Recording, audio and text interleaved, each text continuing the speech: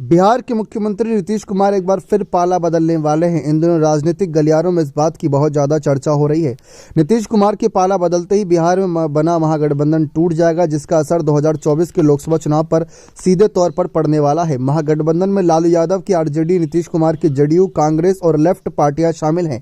दावे किए जा रहे हैं कि नीतीश फिर से एनडीए में शामिल हो सकते हैं। गुरुवार को बीजेपी का केंद्रीय नेतृत्व काफी ज्यादा एक्टिव रहा। बिहार बीजेपी अध्यक्ष सम्राट चौधरी और अन्य वरिष्ठ नेताओं को दिल्ली बुलाया गया है और केंद्रीय गृह मंत्री अमित शाह के निवास पर बैठक हुई। देर शाम तक चली बैठक में बीजेपी अध्यक्ष जेपी नड्डा भी शामिल हुए। वहीं नीतीश के बीजेपी के साथ जाने की चर्चा इसलिए भी हो रही क्योंकि पिछले कुछ दिनों से उन्होंने पाला बदलने का सिग्नल देना शुरू कर दिया। आपको 10 ऐसे सिग्नल के बारे में बताते हैं जो कि साफ नजर आ रहे हैं कि पाला बदल सकते हैं। दरअसल अगर देखा जाए तो भारत सरकार ने जब ऐलान किया कि कर्पूरी ठाकुर को भारत रत्न दिया जाएगा, तो नीतीश कुमार ने तुरंत ट्वीट कर प्रधानमंत्री नरेंद्र मोदी को धन्यवाद किया। उन्होंने कहा कि कर्पूरी ठाकुर को भारत रत्न दिया जाना खुशी की बात है। इसके लिए मैं प्रधानमंत्री नरेंद्र मोदी को धन्यवाद कहना चाहूंगा। कर्पूरी ठाकुर की जयंती पर उनके गाँव पहुंचे नीतीश ने उनके बेटे रामनाथ ठाकुर की तरफ इशारा करते हुए कहा कि कर्पूरी जी ने कभी अपने बेटे को आगे नहीं बढ़ाया, उन्होंने कभी परिवार को आगे नहीं रखा। वह सिद्धांत पर काम करने वाले व्यक्ति थे।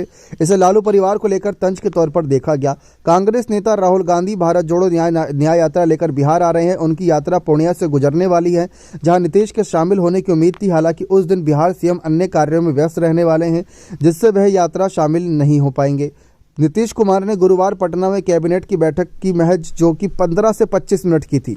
इसके बाद ना तो कोई प्रेस कॉन्फ्रेंस की गई और ना ही वो चिट्ठी जारी हुई जिसमें जानकारी होती है कि किन एजेंडों पर मोहर लगाई गई। इसे भी नीतीश के नाराज होने की वजह माना गया। जेडीयू नेता भी इन दिनों बीजेपी को लेकर ज्यादा बयानबाजी नहीं कर रहे। अगर वे कुछ कह रहे हैं तो उसमें नाराजगी नरमी नजर आ रही है।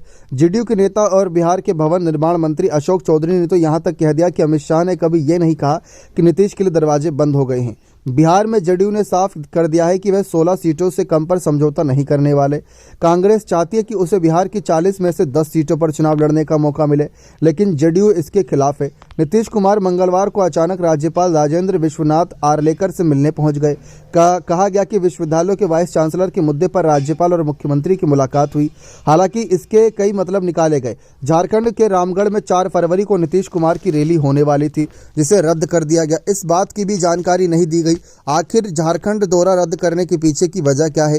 कर्पूरी ठाकुर की जन्म जयंती पर आयोजित एक रैली में नीतीश कुमार ने कहा कि केंद्र सरकार ने हमारी एक मांग नहीं मानी है, हम चाहते हैं कि दूसरी मांग भी मानी जाए। उन्होंने कहा कि हम सिर्फ काम करते हैं और काम करते रहेंगे, राज्य हित में जो काम करना होगा वह करते रहेंगे। बिहार के बेतिया में 4 फरवरी को प्रधानमंत्री नरेंद्र मोदी एक रैली करने वाले हैं, जिसमें मुख्यमंत्री नीतीश कुमार भी शामिल होंगे।